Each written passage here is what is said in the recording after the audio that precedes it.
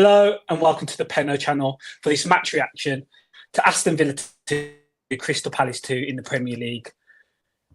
It's again another game where Villa have failed to pick up a victory. That's now one win in 7 now in the league. And no win in the last 6 games in all competitions. So not the best time so far at Villa. Really going through a struggle, a bit of a rut. And ever since that last-minute goal from Evan Nielsen, that has just simply swung things in terms of results going our way because, as I said, we haven't managed to pick up a victory from that point. I'm joining my bro to go through it. Bro, how you doing? Hope you had a nice, chilled Sunday after yesterday. And how you feeling? Yeah, I'm good, bro. Feels good to do a live again because most of our videos have been more pre-recorded, haven't they? So yeah, good to do a match reaction and talk about what we saw yesterday, basically. But yeah, bro, I'm doing good. I enjoyed the football today as well. For those 2 good games that I watched. So yeah, doing good, bro. Yeah, got to see Emery in his first game, and I thought he switched to the better side, so that was interesting. But we'll move on. We'll move on to what we witnessed yesterday, and our thoughts and feelings regarding that. So Ryan's joined us. He says, "Evening, lads. Evening, Ryan. Good to have you with us as always. Man, we appreciate the support. And if you are new joining us, if you can like, subscribe to the channel if you haven't already, that would be great." Yeah, facts. So anyway, bro, moving into it. Thoughts on the lineup that we saw yesterday? Obviously, there was a number of injuries that Emery had stated on the press conference on Friday. The likes of Unai, Kamara being out. Obviously, Ramsey wasn't available either, and a few others. So we went for a side which I thought was going to be the case, apart from Bogard starting over Cash, but everything else I kind of thought we would go for anyway. It was interesting that Unai actually did go for Matson over Digne. I did think that and stated my reasons as to why I thought that should be the case, and I think you did similar as well. So Unai did go with that. Barkley came back into the side. Obviously, with no other real recognised centre midfielder unless McGinn was to play in there. If Barkley was fit and available, he would be playing there. And another one I forgot to mention was Ezri Konsa obviously being out as well. So we saw Carlos and Powell as our centre-back pairing. So bro, it was what I thought would happen. I thought McGinn would be on the left, Bailey on the right. And then, Watkins and Rodgers up top.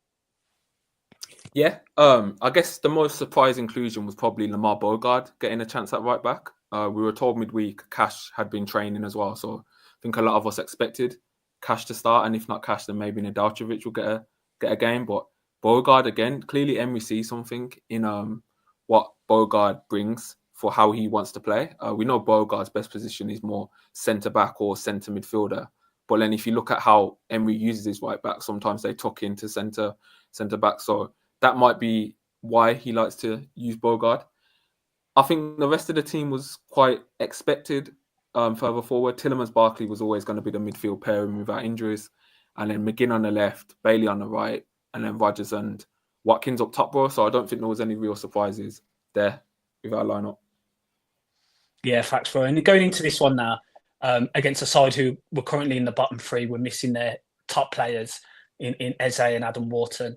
Kamada, who scored against us in the cup as well, was unavailable due to suspension. You thought this is a real opportunity here to get 3 points and get back on track.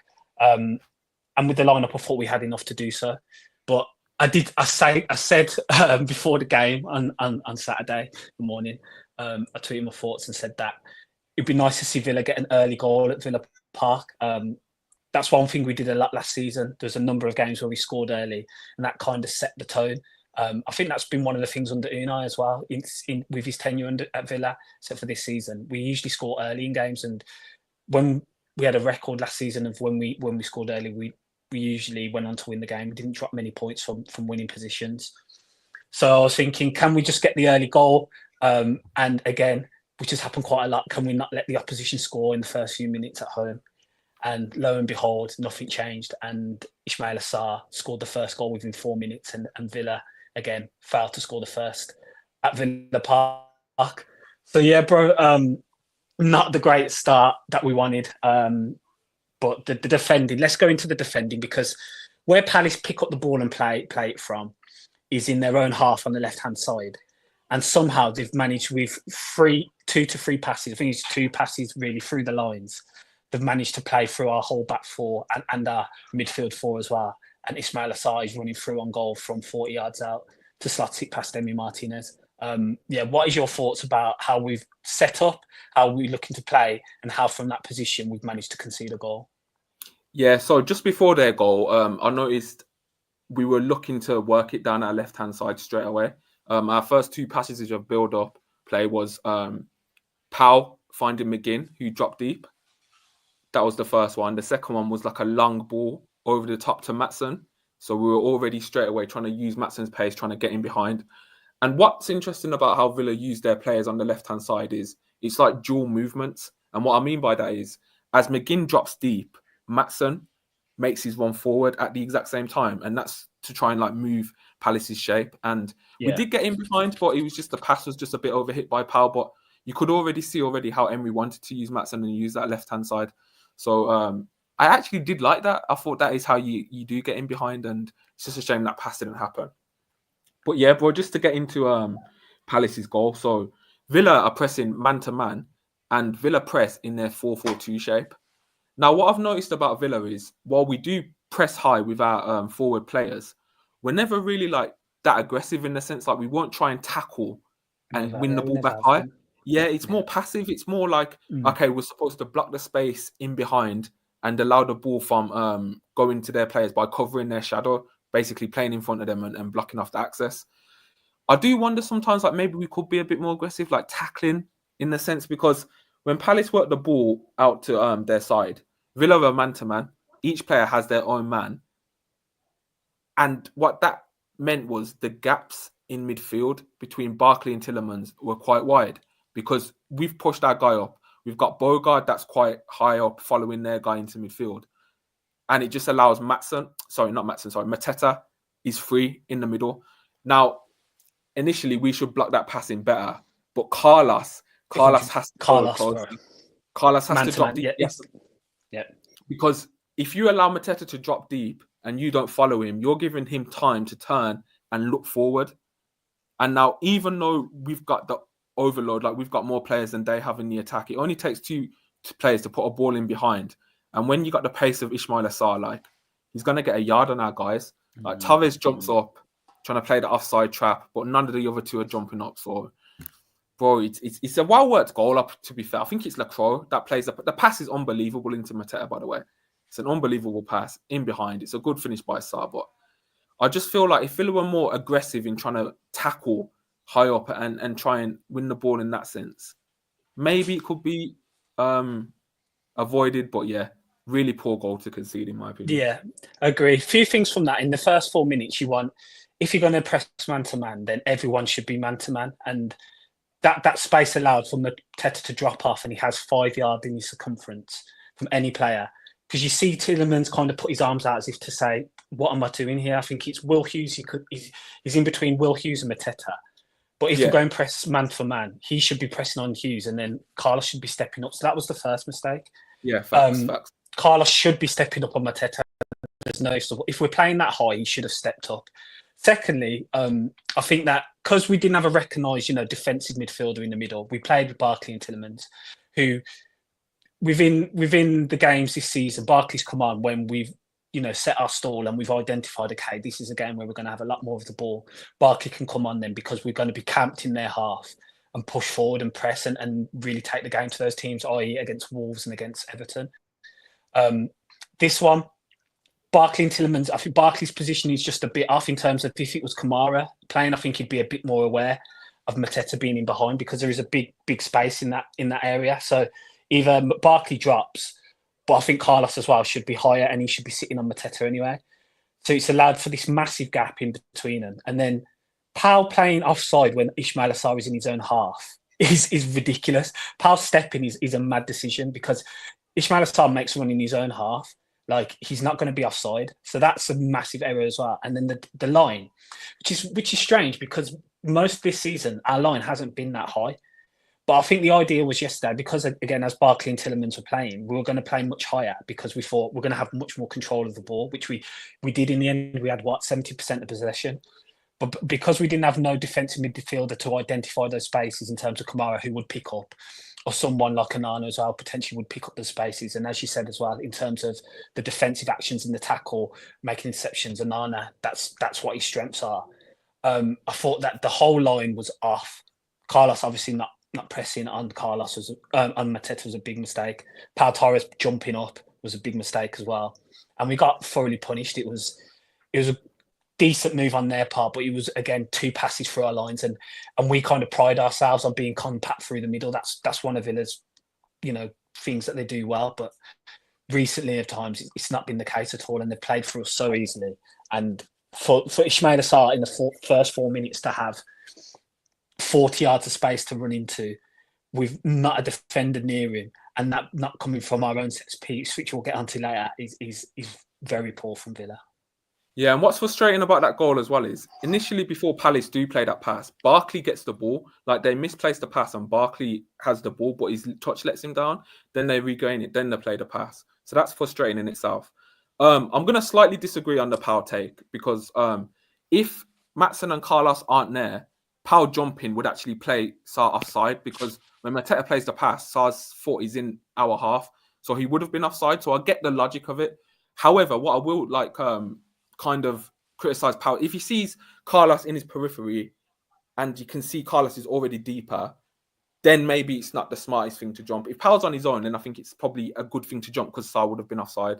But if Pau sees Was Carlos, he definitely offside? Was he definitely offside? Bro, because I thought I looked back, he was in his own half when he jumped.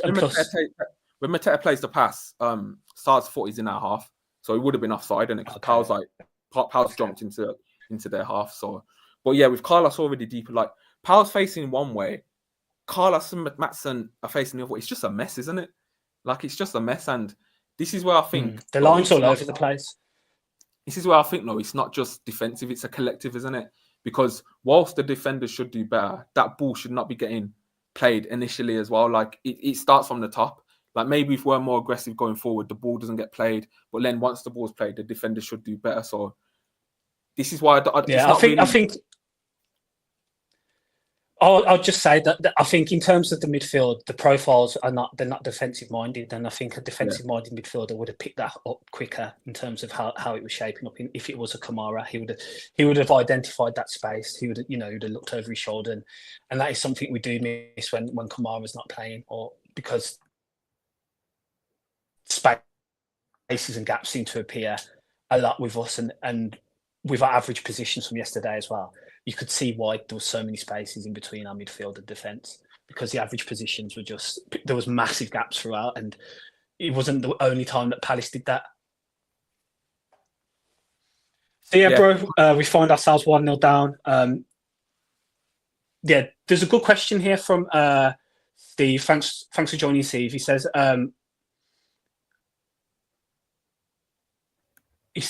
can you get that comment, bro, from Steve? He says, honest opinion, guys, defence. Does Torres get away with the criticism because he's Emery's buy and his passing ability? What are your thoughts on that, bro, regarding Torres? Because I did think defensively he wasn't the best yesterday. I thought some of his passes were poor. Now, I think Pau Torres is a great player for us, and definitely on the ball, he's our best player, and everything goes through him at all. But on his defensive side, sometimes does he get away with criticism because of potentially not him just being Emery's well, but his passing ability and how much we rely on that? Yeah, I think I agree to an extent. We know what Pau Torres is. Like, we know physically he's never going to be that guy. He's never going to be like a Van Dijk in that sense, where he has the passing and physical aspect. So you kind of just have to maybe build around that and just accept that. But that doesn't make him... That shouldn't mean he gets away scot-free from any criticism. And I think yesterday was one of his poorest games this season. Like, even on the ball, I thought his passing was a bit off it. And you go back to this season where Jimenez got past him for their goal at Fulham. And then you look to yesterday as well, like he was getting muscled off a lot. And yeah, it is an issue. And I just think it's compounded at the moment because we're conceding goals and there's more focus on it. So I think Steve's comment's fair. I think he does get away with criticism in that sense a little bit because of what he brings to our first phase build-up and just how crucial he normally is for us on the ball. Yeah, facts. So moving on. I'll just get through some more comments, bro. Ryan says, I'd say, yeah, in a way, Pau Torres does get away with criticism. It's accepted because of how crucial he is in our build-up, but he does look poor defensively. And Ryan also says, don't get me started on Carlos. A lot of Villa fans now starting to get a bit fed up with Carlos, I think, at the moment. We thought after the Ipswich game, he'd saved himself and he'd redeemed and he'd put in a good game against Manchester United. I think against Bayern Munich as well. He looked decent. Bologna, he looked really good. But yeah, we're getting to a point now where it's just like, we see why we did try and move him on in the summer a little bit. But I'm not just going to blame him, but like, come on, like defensively, bro, like, come on. Yeah, he has poor games, man, and it's the unforced errors he's made this season as well. There's been so many of them, and that's really affected us. We've conceded from a number of them this season. Salah, Wolves, Ipswich. It's just like there's been quite a few. So yeah, he's poor. One thing I did see the other day is I think Carlos was recorded the second fastest speed for Villa this season. I don't know how or when that was recorded, but supposedly he does have pace, but I don't know when that was recorded because sometimes I think even yesterday getting back, whether he was just half-hearted doing it, and like obviously it wasn't down his side, but I don't recognise that pace. That must just be like for heavyweights only in the league. Yeah, mad. I couldn't believe I saw it, but yeah. Moving on anyway, bro. So yeah, we find ourselves 1-0 down again at home, and again it's just a massive uphill task now to get 2 goals without conceding any, and the way we've been conceding goals of recent times, that's a very difficult task. So we move on from that, bro. We started to work ourselves back into the game. McGinn has a left-footed effort, and Watkins has a header from a corner over the bar. But again, through that, Palace are still getting into good positions. I think Palace have another big chance when they play through us again, and Ismail Sarr finds himself like one-on-one with Emery Martinez, but he's to the right side of the box, and he has a shot, and Emery Martinez gets low and makes a good save. So having taken the lead, they're still showing the threat and giving us potential further warning signs that they're going to continue attacking in the same manner and they're going to cause us problems. Yeah, I think Ismail Sarr goes into the Hall of Fame of guys that love to just cause us depression, bro. Like you got Sadio Mane is in that category, Shane Long, Wayne Rooney, Frank Lampard, Lukaku. Lukaku loves scoring against Villa, bro, and I think Ismail Sarr's in there now. Like this guy, I'm sick of it at this point, bro. Turns up every time he plays for Villa, he turns up, man. Just like I'm sick of it, and just the fact like we were gonna sign him and like we decided not to at the end just adds to the narrative. Like this guy's got a vendetta against us, bro. Seriously, but I'm just thankful he didn't actually score that second chance that he had in the first half. But yeah, he got an assist later on into the game. Like he had, and he had one potentially as well, which was called offside, didn't he? I think was that him running through as well when we pushed. The tapping. Yeah, so it was nearly through again. Yeah, so when he squared it to Mateta, so he was causing us all sorts of problems yesterday. And I think that was partly to do with us, and as I said, bro, our positioning. Because again, I felt like yesterday, Unai said that we want to be a team that dominate at home.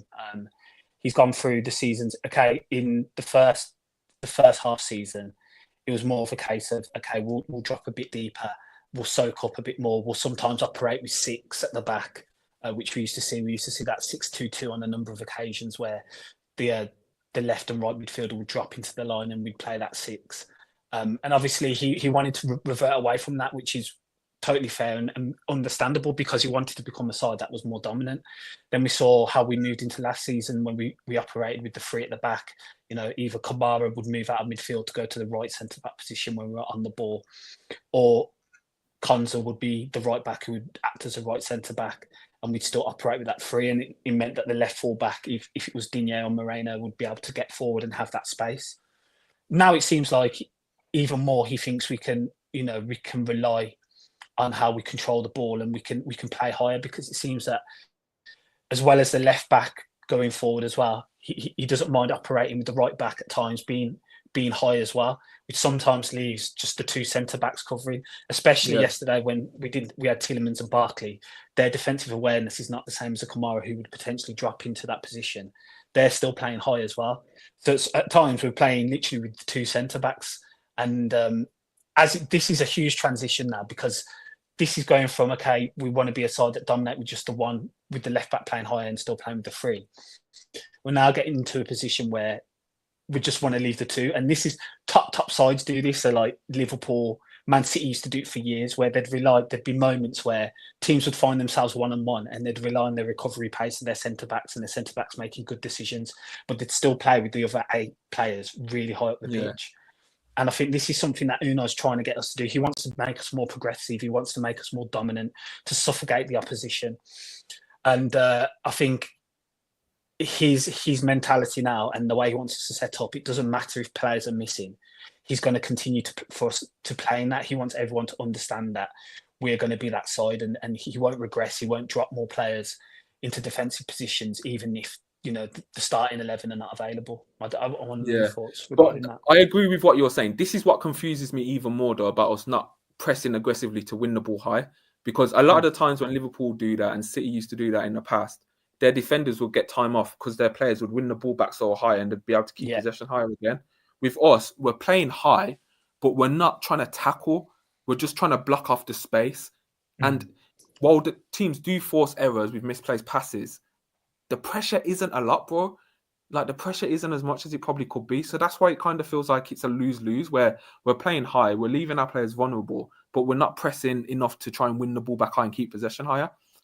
When you press high as well, aggressive, it's also another way to create chances, which we do struggle against sometimes if, like, we're losing, as we saw in the second half. So I wonder if we will start doing that. I doubt it, though, but it's instructions from the coach, clearly, because the players, Watkins isn't even, like, putting a foot out or anything, bro. They're tasked with just blocking. You block the space behind, and you try and force them to give the ball away. So it's interesting, bro. It's interesting. But what did you think about the chances we created then after in the first half? Then once we're gonna go down. So going into it again, we had a few opportunities, which were good chances. I remember the Bailey chance.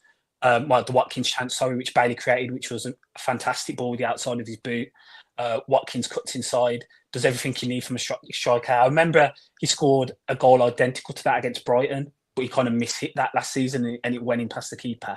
This time he caught it truer, and Henderson makes a great save. He gets down low, and it does look like the ball's past him, but he somehow manages to get a hand to it and keep that one out. That was a big chance. I thought Bailey at times was good in the way he was creating. I remember he did a pullback in the first maybe 10-15 where he's played the ball back on his right foot, and Rodgers has a free shot and he's just totally miskicked the ball, and the ball's gone out as well. I thought we did, start imposing ourselves in the first half, and we had good chances leading up to before we scored the goal as well. Yeah, do you want to speak about Bailey then? How you thought his performance was, and like compare it to like the reaction to him? Do you think it's fair? I think there was a massive overreaction yesterday in terms where we were in the ground and after the game as well. I thought Bailey was one of our better players within that game. I thought in terms of the chances he created some good moments for the team. He had a good effort, great effort, which rattled the bar with his right foot. And if that goes in, it's a different story regarding Bailey's performance. I think we stated it yesterday. We were in the crowd, bro, or when we were at the game, or it might be just after that. Sometimes people just look at the first actions of players and they identify that, and that kind of sticks in their memory. They forget the rest of the game. And obviously, Bailey's first action was a massive one. He was one-on-one with the cross. He had loads of time, and the ball gets stuck on his foot, and the cross just makes a good tackle on him, and he loses the ball. And I think from that point, everyone's like, "Oh, Bailey, not again. It's just going to be the same performance." But I don't think he let that get to him, and he shows real signs of quality yesterday. Obviously, again, as I said, he played that ball for the Watkins in the first half. He hit the bar the first half. As we get onto it, he won the penalty in the first half as well. And then the second half, he was our biggest threat. I think the change with Cash coming on, it doesn't limit Bailey then. With Bogard playing at right back and Bailey getting the ball, he's going to have two men on him because the defence recognise that the right back is not going to cause them any danger because it's not an overlapping right back. You've rarely got to underlap either. Bogard's going to stay in his position. And to be fair to him, he did it a couple of times yesterday that worked into our advantage. I think they were probably surprised by that because it wouldn't be expected usually. But with Bailey, when he gets the ball on the right side, what they do is it drags Palace's players across. He'll have 2-3 man. And when you see him playing little five-yard passes, the idea is that we create space on our left-hand side so Maxson has 8 acres of space as he's the left-back pushing forward. And that's the idea of how we play with McGinn coming inside as well, so Maxson has loads of space. So I do think sometimes people are so harsh on Bailey and he's been scapegoated because, as I say again, second half, he was our biggest threat down that right-hand side. And that was due to the fact that we had a right back behind him as well, in Matty Cash, who was looking to make runs either inside or outside of Bailey, which created more space, which meant he could do more with the ball and he had more time because he was getting more opportunities to go one-on-one with Tariq Mitchell. Yeah, I agree with what you're saying. And I have a theory about it. Footballers are judged cumulatively, innit? If you haven't been performing well throughout the season, before a ball's kicked yesterday, there's a preconceived judgment of how you've been playing. And if your first touch isn't good, then more fans are going to be frustrated. They're probably going to more and more and be onto you. And as you said, with the first action, bro, that probably sticks out in the memory of Bailey's first half when, after that mistake, he actually did go into the game. Like the ball to Watkins was really good in behind for the shot. Obviously, later on, he wins the penalty as well, which was really good. Yeah, and that penalty came from link up with Bogard as well in the first half. So I think Bailey's first action, I lost my head in the stadium, bro. So I ain't even going to be able to for him. Like, you saw me lose my head in the stadium because we know what he can do. But then after that, it almost must have been like he heard me or something, bro, because after that, he fixed up a bit. So, yeah, Bailey, I think, hasn't had a good season. I think he's been poor. But yesterday, I thought he was one of Villa's better players. But let's go into some comments here. Sharik, thanks for joining, bro. Says, no jokes. We literally are going to struggle to finish in the top 10 with teams like Newcastle, Brighton, and Bournemouth.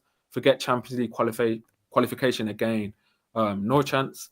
Kevin says, well, we didn't batter Palace as I predicted, but then again, I didn't expect Bogard at right back and McGinn on the left. Emery's worrying me a bit with his selections. Ryan says, the Emery save onto the post was quality, but I don't think he's even been playing well all season. Ryan again says, it seems like Emery's a bit lost in his selections at the moment. How is Duran not starting league matches? Kevin says, the shove on Watkins in the second half was more of a penalty than the one we got. And Ryan says Duran's going to slaughter Juventus as well. So, yeah, hopefully that happens, man. Yeah, positives, man. Keep it positive. Anyways, then, bro, do you want to go into our first goal then? It was a lovely worked move, I thought. Yeah, it was a really lovely move. And what was surprising was when it was reminiscent of how we used to play in terms of playing laterally and playing through teams. Obviously, we play with the box midfield at times. So our strength used to be that if teams didn't occupy the space in the middle of the pitch, we can play through them. And we literally just did that to Palace. It was a fantastic ball from Pau Torres into McGinn's feet initially. And then the awareness and you know, the way McGinn caresses that pass into Watkins' path is brilliant as well. Watkins stays on side. He has acres of space because I think we've taken advantage of their three at the back there. The centre-backs being so wide. With Chalobah and Lacroix and Gay, the space in between them meant that Watkins had a large amount of space if they're not playing compact in their shape, which they weren't at the time. So McGinn has all the time, but he caresses the ball perfectly through. And composure from Watkins, which is great to see. Lovely composure. Seen Dean Henderson coming out, which makes his mind up, keeps his head down, knocks it round him and hits it first time with his left foot after that. So great goal, really good goal. And it was nice to see us do something that we've done a lot over the time, over Emery's tenure, which is play through the middle, play straight actually through the line and go from A to B like that. Yeah, most of the season, most of our play has been centrally, but it's normally been through Rodgers. And narrow progression is one of the key segments of Emery ball. That's how he loves to play, create artificial transitions. And yeah, I can't remember who played the initial pass into McGinn. It might have been either Tillemans or Pau Torres, but the pass from McGinn after is so good because he curls it into Watkins' path. Like, he curls it outside to get it around the defender and then inside for Watkins to be able to run onto. Watkins doesn't have to delay or anything. Good composure, because that's been a big criticism of Watkins' game since he's joined Villa, where he used to just shoot at the keeper instead of just like taking it round him or doing like a dinked finish. So good to see him take it round the keeper. Henderson catches him. He could have gone down, to be fair. Like, he catches him, could have been a penalty, but Watkins stays up, finishes, and kind of felt like we deserved that goal. It felt like we deserved the equalizer. Like, we were putting pressure on them. We were controlling the game as well as we could. So yeah, man. Yeah. 1-1. Yeah, good finish and get back into the game. One thing I want to point out too, after we scored both our goals in the game, is that straight after we scored both our goals, Palace had big chances both times. And again, Ismaila Sarr has a chance about a minute after that from the corner of the box, and he has another one again after Barkley's goal, which we'll get into in a bit. He has another big chance after that as well. So what is going on after we score, whether it's, it's a thought of, because of the positions that we're in, they're equalisers, so the team are up and they're like, okay, let's get another one, let's go and get the second. They want to do it quickly. Maybe our play's too fast, and we're not playing as we did before, where it was more methodical. We take our time. Sometimes maybe we're rushing a bit more. But yeah, it's not good when after scoring both times to equalise, the opposition side have a massive chance straight after to go and take the lead again. And that was synonymous with our play yesterday. So yeah, bro, moving on. I just wanted to state that because I think that is a worry again in terms of defensively. But after that opportunity, Ismaila Sarr has that opportunity. Bailey, as we stated, hits the bar, and it's an absolute rasping shot from the edge of the box. He's fully caught it with his right foot, smashes the bar. He's hit the bar so hard, the ball's come out outside the box after it's hit the bar, and it's remained in play, but it's landed outside the box because he's absolutely struck it. I think that's the best I've ever seen Bailey strike the ball with his right foot, to be honest. As you know, he's a left-footed player, so yeah, he really hit that true, man, and it felt like he wanted to score because it had some venom behind it. But after that, let's get onto the penalty, bro. One of those where in the ground there wasn't many appeals. I think by Villa players there wasn't many appeals, to be honest. The ball comes into Bailey. He has, I think, about 3 men around him, but Will Hughes is the one behind him. And yeah, Will Hughes kind of drags his studs down Bailey's Achilles, and having looked at it on the replay, it's a definite penalty. And it's one of those where, I don't know how the rest missed it initially, but fair play that once he's been sent to the screen, he's overturned it. Yeah, and it comes from Beauregard progressing the ball and looking to actually play forward. Like, Beauregard, he's not a right back, and I don't think he's been impressive in his performances. But one thing about him is at least he does look to play the ball forward at every time. And this came from him. I think he kind of knocked it around their defender, played it forward to Bailey. They linked up well. And yeah, that's how we got some joy from our right-hand side finally in terms of like getting something out of it. So yeah, man, finally Villa get a penalty for the first time this season. Finally we get a VAR decision overturned in our favour. And you're thinking, come on now, we've kind of controlled the game. We got a big chance here to go 2-1 up. Last season, I know Dougie missed against Olympiacos, but most of the times he was burying his penalties, and we didn't have to worry. Like I think he was bagging like 2 pens in a game against a certain team, so we never really had that worry with Dougie. So it's just annoying now. This is just another thing we've got to decide after having it easy with the penalties. I'm not one of them guys that's just like I think it's a bit of outcome bias on Tielemans a little bit, because if Watkins had buried all his pens in his career and he's not taking it, then I think, okay, why is Watkins not taking it? But Watkins' record, he's missed more than he scored in his career as well.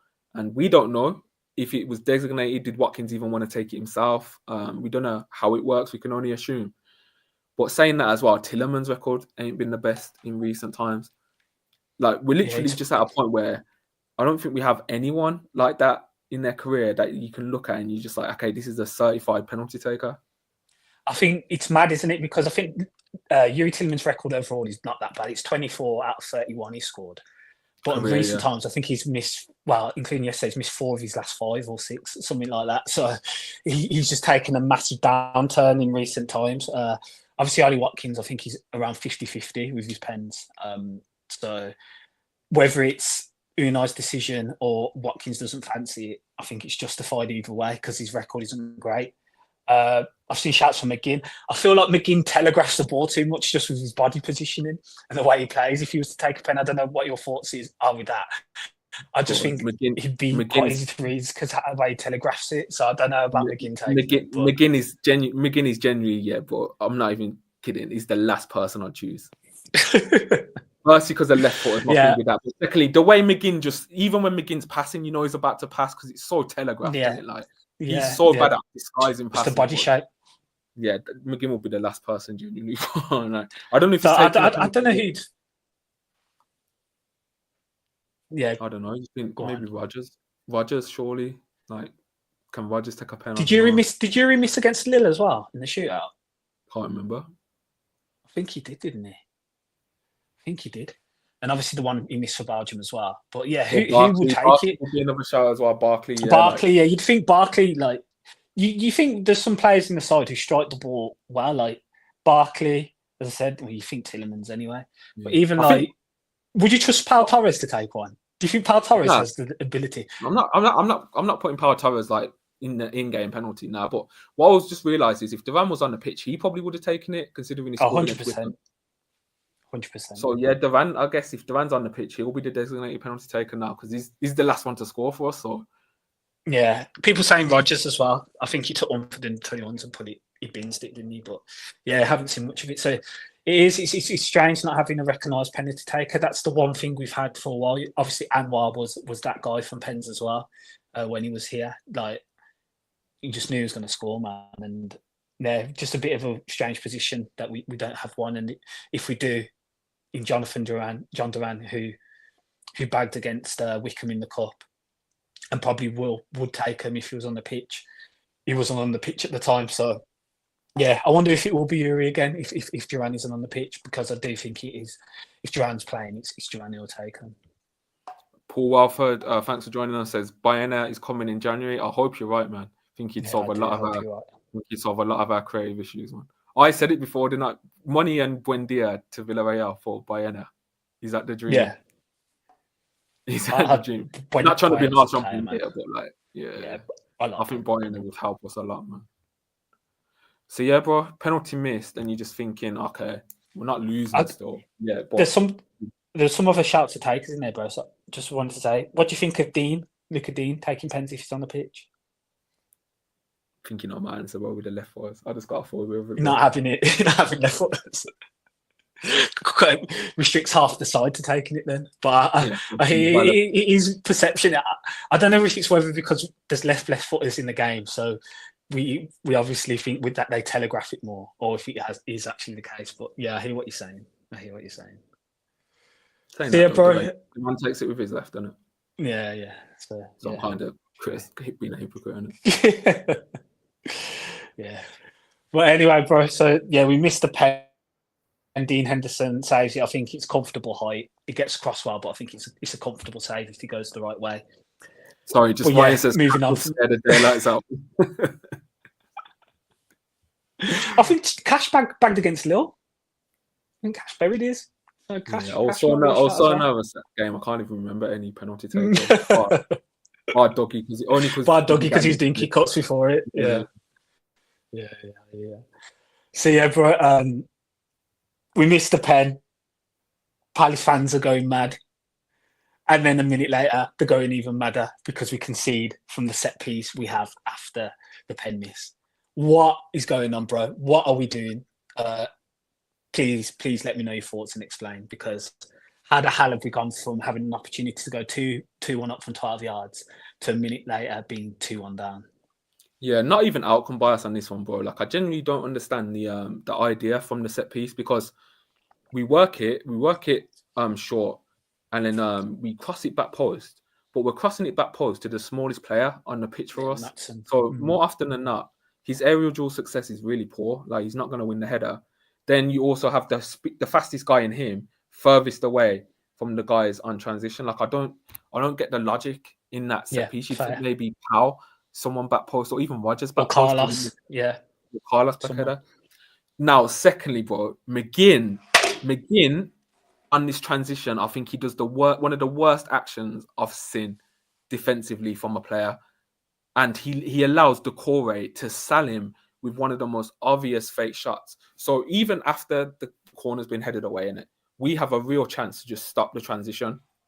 And McGinn's in front of Decore, and he tries to block off the option on the wing, but he just jumps out the way. Like, he doesn't try and like press him. He doesn't try and like block the shadow. He doesn't try and like close him down, do a tactical foul, anything. He jumps out the way and he opens the path forward in a more dangerous area. Like, I just don't understand the logic of what he was trying to do there. Like, I couldn't believe it. Like, watching back. So I think it could have been prevented there. And then obviously they played a pass forward, and then they're through.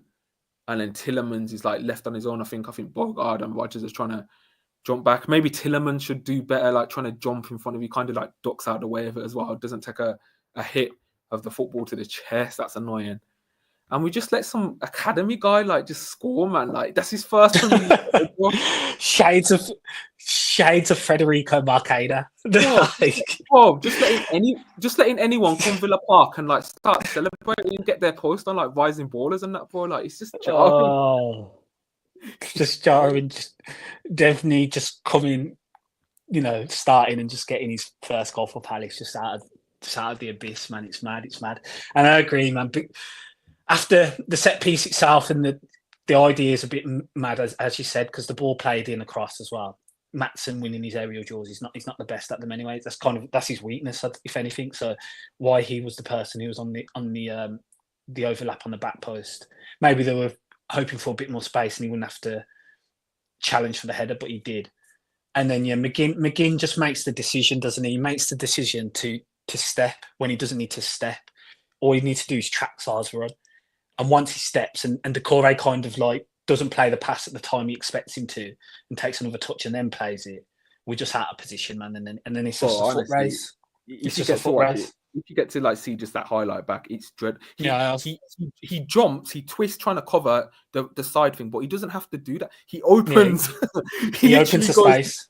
He goes to Decore. You know what? You just have that through ball into the most dangerous area of the pitch, man. Like, I'm just gonna allow you to do that. Like, come on, man. You're captain. You gotta do better there, man. Like, come on. You gotta use some football intelligence, which McGinn sometimes, more often than not, does have.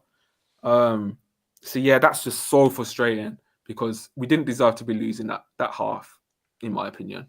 Don't think we probably did deserve to be like winning that much, but we didn't deserve to be losing. Both teams had their chances equally. Jarring, bro. It's decision making, bro. This decision making is killing us this season. It's poor decisions. And there's always that saying, if they usually say for teams that are promoted, take Southampton today with that McCarthy's pass and they just get punished straight away. They say, if you make bad decisions in the Premier, you're going to get punished. And that's applied to a lot for us this season. Maybe at moments last season, we're getting away with those errors. This season, when we're getting punished for every bad mistake we're making. And sometimes you look at the defensive numbers in terms of statistically and they don't show up too bad. The unforced errors, the amount of unforced errors, I think we're top 4th in the league for unforced errors made leading to goals. The amount that we're making, and then those finite decisions in terms of on transition, we're just making the wrong ones, and it's killing us. It is killing us. Just take the 2 goals against Liverpool, the Carlos header when he could head it out of play, heads it to Salah, the defending from the set piece. Again, whether that's coach from McPhee, they haven't put enough players back.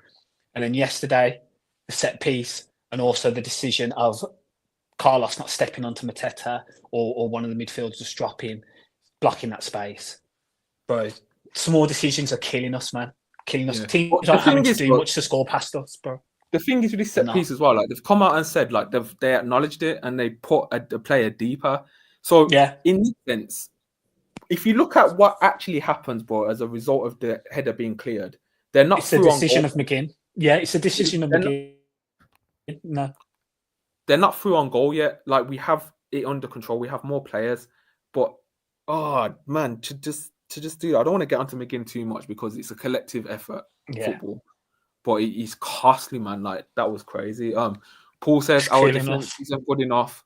Carlos Torres at the back. We need tall, strong defenders. Why didn't we buy LaCroix and Todibo? We had the chance.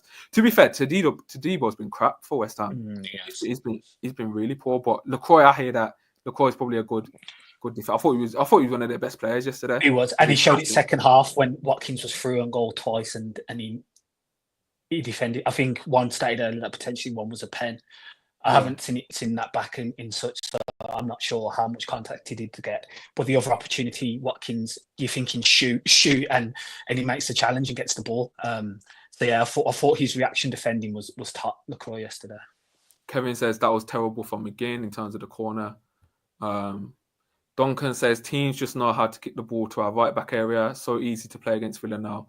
One good point is Man City or worse. Yeah, when I said I wanted us to start matching Man City's results, like be careful what you wish for, man. Like Duncan also says need to sort out the right centre back and right back areas in January or change formation.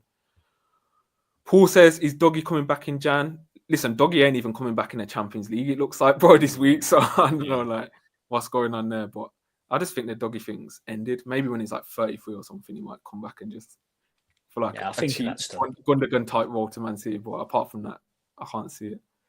Kevin says, Cash was fit, but Emery chose Bogard, clearly saving cash for Juventus. Wrong move for me. I think that did play a part. I think partially Cassie's full fitness to play the full game maybe did play a part as well. Duncan says, when will Costa actually start a match? Yeah, I think maybe we need to bring our expectations down on Costa. Like, I don't know what he's doing in training for Emery not to rate, but you'd think the right back would be more suited to the right back role than a centre midfielder in Beauregard playing right back.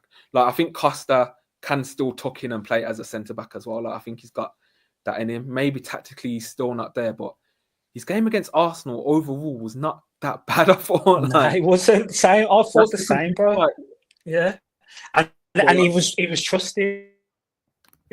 So, like Emery's seeing him in training every day. We don't get that privilege of seeing him train every day. So obviously he's very young. He's very young, and he's 18. Yeah, but like he's starting for Serbia as well. And again, he's 18. Like who knows? But yeah, he's not having the trust that. Yeah. Anyways, bro, let's get on to the second half because we've only got into the first half so far. But yeah, change. So much happened, bro. It was one of them games, and it was one of them games. So much happened, and yeah, probably one of the time. More neutral, probably one of the best first halves. Yeah, action. So much went on. But yeah, obviously Bogard comes on and Cash comes on. Bogard goes off, and Cash comes on, and again, bro, we're 2-1 down, but I had every faith and confidence that we'd at least get back into the game and potentially go on to win it, because in terms of the actual whole game, we played. I don't want to say we were good or anything like that, because we weren't good. Obviously, we drew 2-2 against the side who's in the bottom three. But it wasn't bad. It wasn't bad. Let's put it like bad at all. And again, the second half, it wasn't bad. It's just instances and moments, especially defensively, that allowed them to have good chances throughout that second half. But for the majority of the play, we were the better side and we were way more dominant. Yeah, definitely. The thing is, though, about Villa is we have seen when teams are winning 1-0, they can sit in their shape and maybe just try and block the spaces. And it's a struggle, isn't it? Because we're moving the ball sideways. We're trying to move their block. We're trying to bait them out. But when they're winning 1-0, it's hard to do anything. Like they don't have to. Sorry, when they're winning by one goal, they don't have to press that high. They don't have to try and win the ball back, which what makes the penalty miss more annoying. Because if we were 1-0 up going into the 1 goal up going into the second half, it's a whole different game. They have to do more pressing. They have to leave more gaps in behind. So yeah, it's hard for us to move their shape. And as we've seen again, our goal comes from a set piece, bro. Like set pieces, as much as they've cost us goals, our main sources of scoring. Like, bro, it's mad, isn't it? How many set piece goals is that now this season? I think we're top now. It might be. It's a lot. Might be of goals, 6, I think, this season we scored. We were joint top with Arsenal, but I don't know if did Arsenal score on yesterday? Because if not, then we're top. Yeah, but I did think on the right-hand side with Cash coming on, they were linking up really well, him and Bailey. I think we were hurting Palace a bit down that side more because, as you said earlier, they had to worry about the dual threat of Bailey and Cash, and Bailey was allowed to like face his man up more 1v1, get into the box more, which was good to see. And we saw a big chance that we had where Bailey, I think he played it across goal, and Rodgers just couldn't get his foot to it, and little moments like that, you're thinking, that could have changed the game? Yeah, I think they've registered that as potentially McGinn. I'm trying to think of the chance McGinn had, but I can't remember it. Where it's a big chance, but he's hit it wide. I can't really remember that, but yeah, in terms of that play from Bailey, it was really good, and that was Bailey having the chance to be one-on-one versus Tyreek Mitchell. He was allowed the chance to be one-on-one with the defender because Cash was underlapping and overlapping, and you know, the player in front was having to concentrate on Cash's movement. And obviously, Cash hasn't played a lot this season, so Bailey's been restricted in that sense because he's either had Bogard or Konza behind him. So there's been no player really who's playing at that right back position who's going to occupy a defender, or because they're not going to really do anything movement wise. So it makes it even harder for Bailey because then he has to take on two man. But yesterday, doing good things. He was making things work. He was making things happen. There was a lovely move with him and Cash where they played a nice 1-2. Cash found himself in the box and he was unfortunate to not get a shot off. So the more we see Cash back in now, playing alongside Bailey, I think we'll see more end product and more Bailey starting creating more things in these games because he has a fullback behind him who's not afraid to make runs in behind or runs overlapping him on the other side. Kevin says, long way to go, but I think Villa will get better once the injuries clear up. Paul says, guys, is Jaden good enough and is he strong enough for the battles? Yeah, we're going to get onto Philogene when he came on later in the game. But Emery makes 2 substitutions. Luca Dean comes on in the 69th minute for Maatsen, who, I'll hold my hands up. I was gassing Maatsen pre-game saying he's going to be the answer to a lot of our problems, but I thought he was really poor. Like, he didn't make the most. Whether that's lack of match fitness or maybe I have to curb my expectations of what he's actually going to bring, but he didn't do enough for me. Like, little times as well where he was getting to the byline, but his touch let him down, like he kicked out for a corner. And yeah, I need to see more from Maatsen. And John Duran came on for McGinn as well. So Rodgers moved out wide, and I think he wanted to use Duran dropping deeper more. And Duran, I love when Duran comes on. His touch just always seems good. Like he gets about, man. Like he turns, he'll look for a Villa player. So I got the logic of that sub as well. Rodgers, I'm going to speak about Rodgers just a little bit. Are we seeing a bit of an issue of Rodgers starting so high up, whereas he might be more effective playing off the left and being able to use his ball carrying? Again, there's been a reliance on him this season, and a lot of the times, our final third player, if he's off it, if his touch isn't there, if he's trying to dribble past the player and he loses it, it impacts how we play overall, I think, and the fluidity of our football. Yeah, I think yesterday, again, was a game, that's first half especially, I thought Rodgers was one of our poorest players. He's just, the ball, his touch was letting him down so many times in the spaces. And maybe, you spot on, bro, because when he went to the left in the second half, he was much better, much more influence on the game. And I thought we took him off at the wrong time because he was really starting to get into the game at that point. I mean, but Chalobah made an awful tackle on him. Was lucky to get away with that one in terms of the card he got. And also, Rodgers was starting to pick it up in those spaces and having an influence down that left-hand side. So, I think you're right. Potentially, we could see Rodgers move about, not just having to play, in that 10 role. But I do think his touch is letting down because he was getting into good areas and the ball just didn't stick to him. And he really did have an off day yesterday. Kevin says, Maatsen disappointed me, to be honest. Duncan says, Rodgers needs to be deeper. We rely on him because the RB was sold. Ryan says as well, Duran's passing technique is underrated. 100% agree with this as well. We've seen it throughout the season. And I think his goal scoring kind of overshadows other parts of his game. Like, a lot of the nonsense about Duran and like being like selfish and stuff like that and like attitude issues and whatever, most of it is coming from off the pitch. Like, even though I don't agree with what people say about him anyways, when he's on the pitch, bro, he presses like a maniac and he always looks for a Villa player.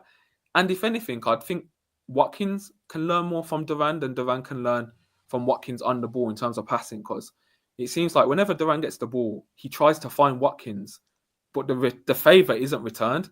And we've seen it against Spurs away when he had that chance, Watkins shot instead of passing to Duran. We saw yesterday, Duran works it out to Watkins. Watkins gets the ball and he cuts inside and shoots instead of just laying it off to Duran. He was probably in a better position, bro. So, hopefully Watkins can sort that out, man. Look, because there could be a link-up play. there if Watkins just decides to be a bit more selfless and willing to combine. I think. I don't know how you feel about that. I thought that yesterday, that instance, I was shouting he should have squared it. He cut inside and shot, and I thought he should have squared it because Duran was free in the middle of the pitch. But yeah, I do think Duran's link-up play is underrated, and the way he plays with the ball, because I think everyone just concentrates on him scoring, because the times he's getting on the pitch, we need a goal instead of watching his overall game, which is unfair on him.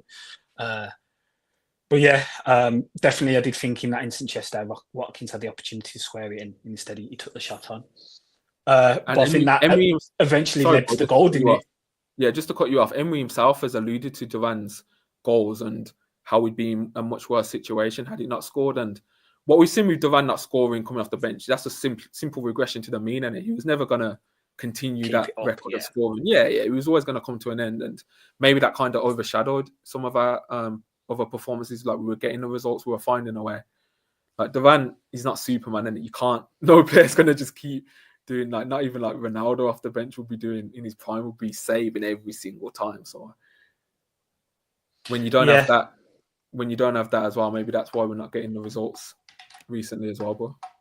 Yeah, let's move on to the yin and yang of our set pieces and corners, because they can be chastised because how we defend them, but in the same instance, we score, as we said, we score a lot of goals from them. And in the space of 2 minutes, we have an identical routine in essence. And one of them just goes over the bar. Palace don't learn from it, and we end up scoring from the second routine. It's a great ball in from Yuri for the goal. And yeah, as I said, Ross Barkley has an initial header 2 minutes before that, which goes over the bar. And 2 minutes later, that header is met perfectly by Ross Barkley, and he finds the top corner. Brilliant header. And again, Ross Barkley, that's two big home goals he scored, 2 big goals he thought he's had a massive influence on, in terms of one being an equaliser and one being to take the lead against Bournemouth as well. And unfortunately, neither have resulted in us going on to win the games. But yeah, Ross Barkley stepping up there with a great header. Yeah, he had an interesting game, Ross Barkley, because I think at Luton, one of his biggest strengths was receiving the ball under pressure and being able to turn and progress. I think at Villa a little bit. I don't know whether I'm being too harsh because he was paired with Tielemans yesterday and he didn't have that defensive cover, but he does seem to feel pressure a bit more. I've noticed like he can lose the ball a little bit in certain scenarios when he is pressed, but I thought overall I don't think his game was that bad. I thought he was actually okay, to be fair. Like I thought he did a lot of good stuff as well. But yes, showing up again, getting goals, and that's 2 now in his last 3 home games, I think. So it's a great header, bro, because he's right in the corner and he has to leap as well to get ahead of it. So great ball from Tielemans. Even when Tielemans has an off day, he still somehow comes up with an assist, which was good to see. And yeah, we're back in the game, bro. And that was the 77th minute. We had time. Yeah. We had time. Momentum was on our side. We had time, bro. Yeah. But again, from that point onwards, momentum left us. I think after that, Palace could feel aggrieved that they didn't go on to win the game, because they had some big chances. As I said earlier, Ismail Assar has a chance where the ball goes up in the air and it lands to him just on inside the box, and he has a clear shot at goal, and he kind of hits it into the ground, and Emery does well. He stands up and makes a comfortable save from it. That's a huge chance. Jeffrey Schlupp's chance. Jeffrey Schlupp has a massive chance to win the game. And again, if it wasn't for Martinez's heroics and an absolute unreal save to tip it onto the post, and then Muñez hits his shot wide, we could have quite easily lost that game, bro. I thought after we scored the equaliser, we just regressed again, and it was a shame really, because we felt like once we scored the equaliser, the momentum would build again. But similar to what happened against Bournemouth, we score a big goal in the late 70 odd minutes, and then the side just regresses. Yeah, so what did you think about the substitutions 5 minutes after scoring? So Buendia and Philogene come on for Bailey and Rodgers. Now, Rodgers didn't have a good game, but before he came off, it looked like he'd slowly grown into the game from that left-hand side position. And I remember you said in the stadium at the time, it's like, oh, why is Rodgers coming off? Like, why is that the substitution? Like, as soon as he started to look good. Now, I don't know if that was a tiredness thing because of the amount of games that he plays, but it was a bit annoying that he started to look good that side and he got taken off. Yeah, I did. I did think Unai just got the subs wrong at the time. He took off our two biggest threats, I think, in Bailey and Rodgers, and brought on Philogene and Buendia, and that just killed the game. It did. It killed all momentum.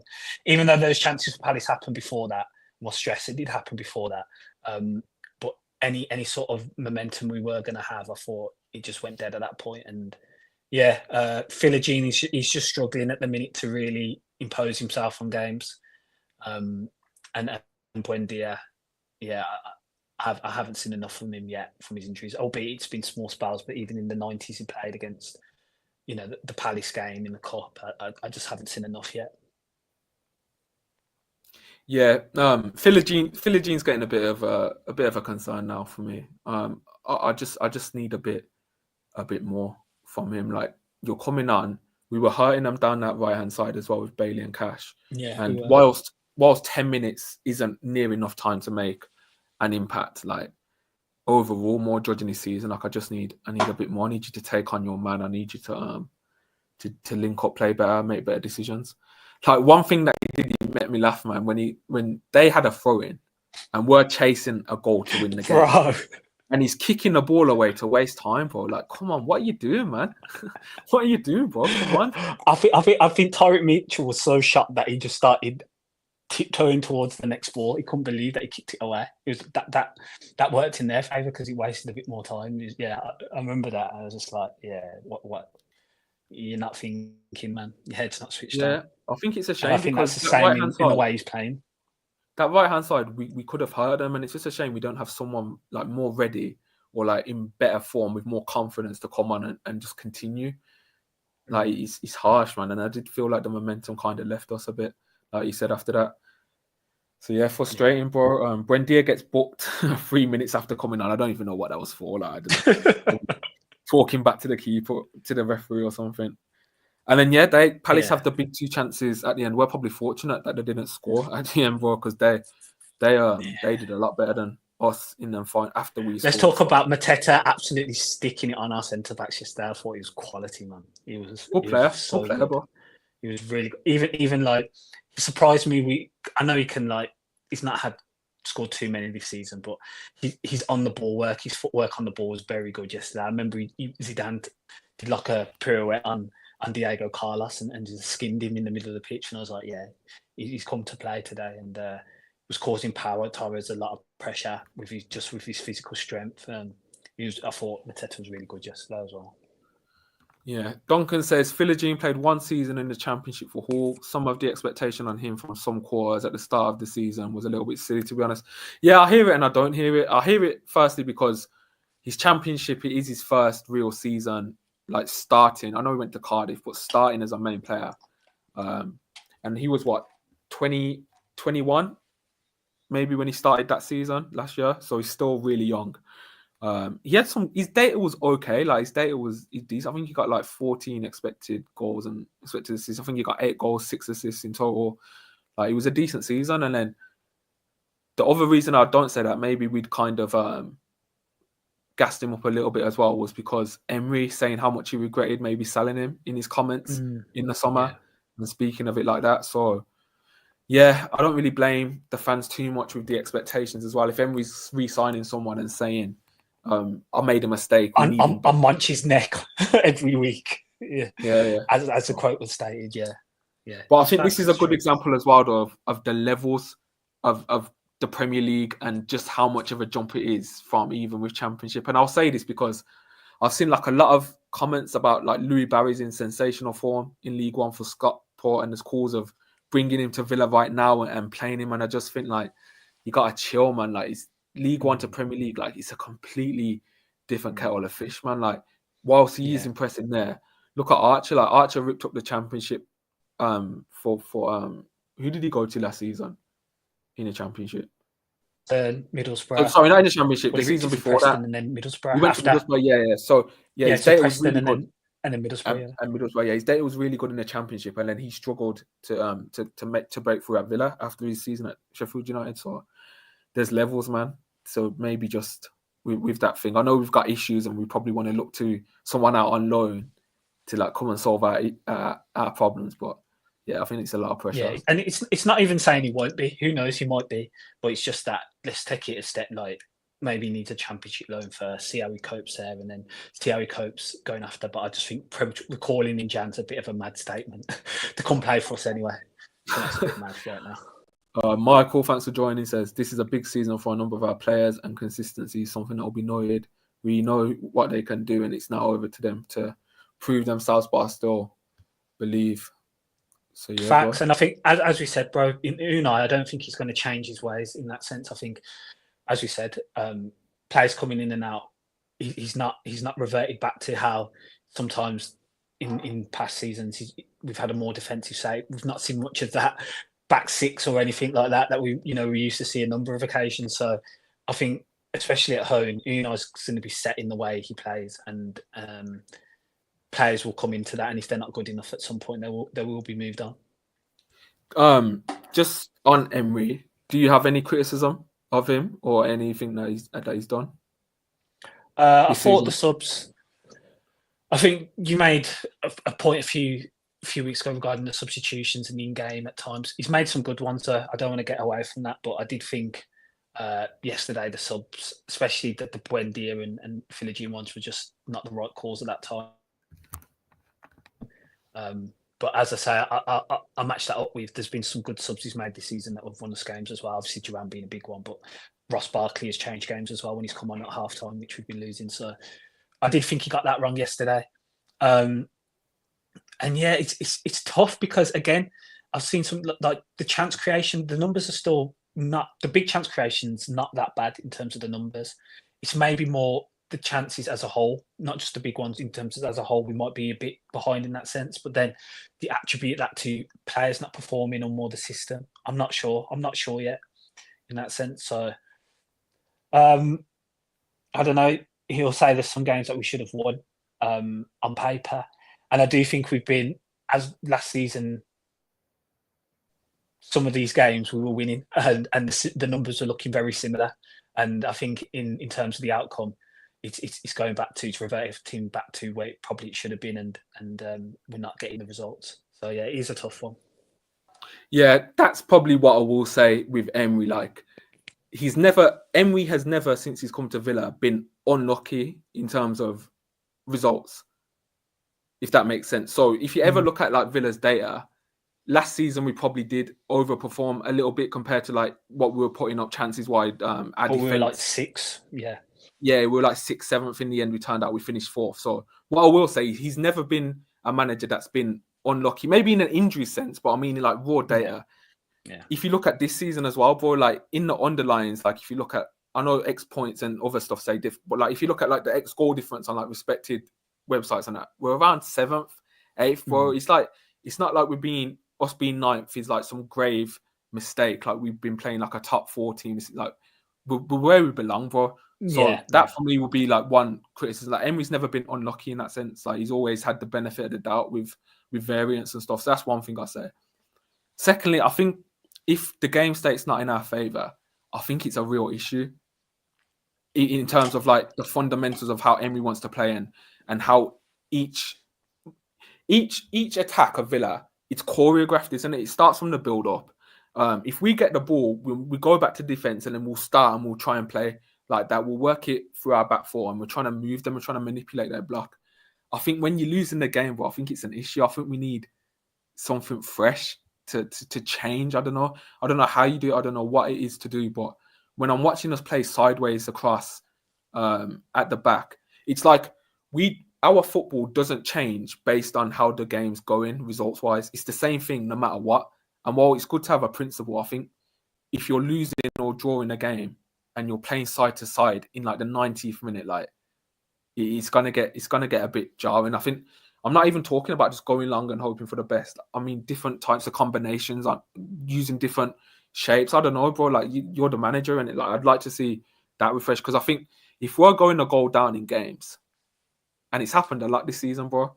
I think that will be his point in terms of that, though. In terms of we shouldn't been like it's a lot of the goals you conceded have been individual. Like it's been bad this season in terms of the, like I think even against the XG numbers, some of the goals conceded Yeah, have defensively, been I agree. through. Yeah, Defensively, our numbers Well, then haven't he's been getting that bad. That's the thing. It's But then mad. what I'm saying is he's getting a look of we've scored wonder goals through Devan, so it works both ways. Fair. Like I That's don't think fair. he's everything. Yeah, facts. So I That's think true. I do, bro. I think it's a real issue when the game state's not in our favour. I think it's a real big issue, and we see Emery at clubs. Normally, he'll get the best out of his elite for the first 1-2 season, and then that's when trouble start to arise, bro. So yeah, that'll be my concerns as well, personally. But then that's tempered on expectations, though, isn't it? Because then again, it'd be like if Emery, if expectations for Villa now is, some fans might be Champions League club, some fans might be Europe.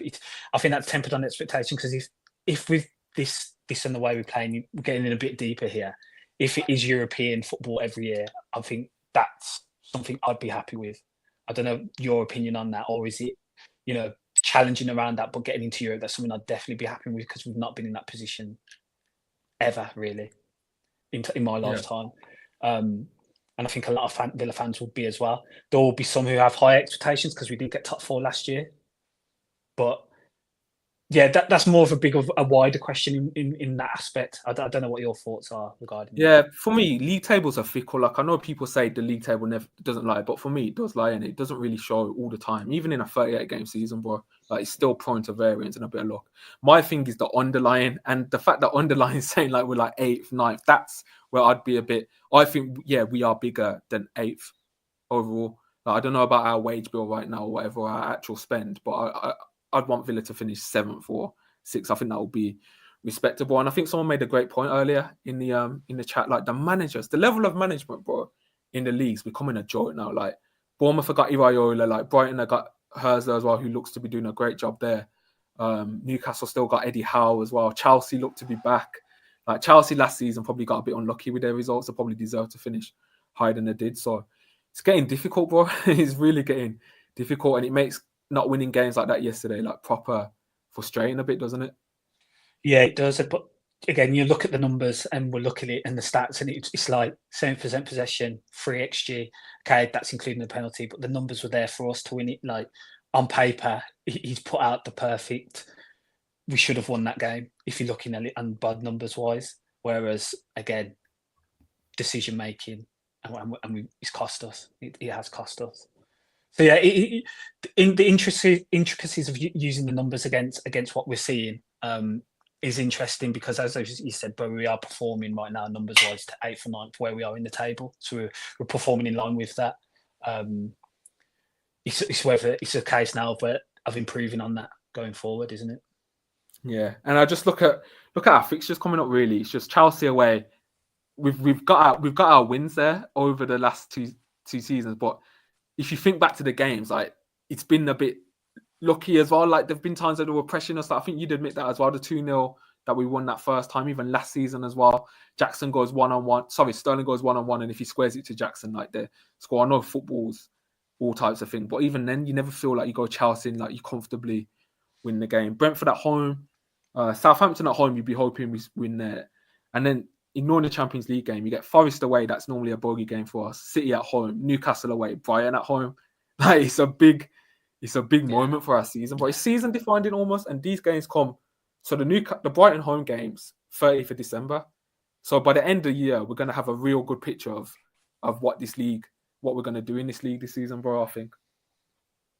Yeah, facts. And I think Kevin said it's fine margins in this league, which is 100% the case, because as we said, there's so many good teams in the league and so many good managers as well. Fine margins determine that.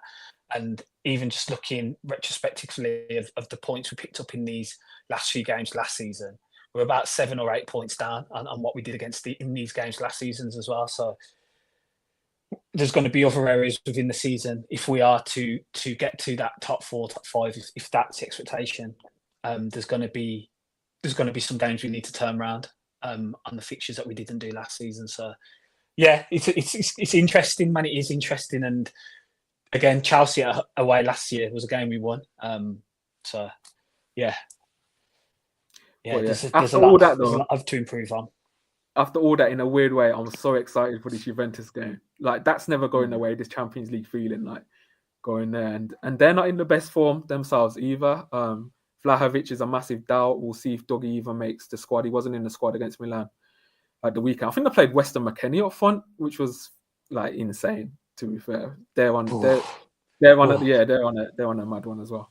I want to say shout out Ben Broggio, making the Premier League squad at 17. He's been balling in the under 21s all season, and Emery rewarding him, whether it's down to injuries or he actually like really been impressed. Who cares? Like he made the squad, so big up him, and hopefully that's an indication we might see him get some minutes in the league. You never know, bro. Like 10 minutes, 5 minutes in a game, who knows?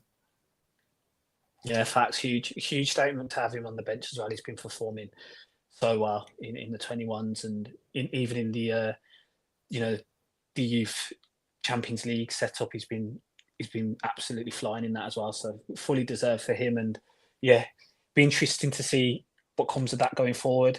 We saw a number of youth players last season. Okay, we had a number of injuries, but there was a number of youth players that were in the squad towards the second half of last season that got onto the pitch in terms of, Ken Kessler-Hayden, Alfie Monroe, a few others as well. So yeah, huge for Ben Broggio to be part of the first team squad.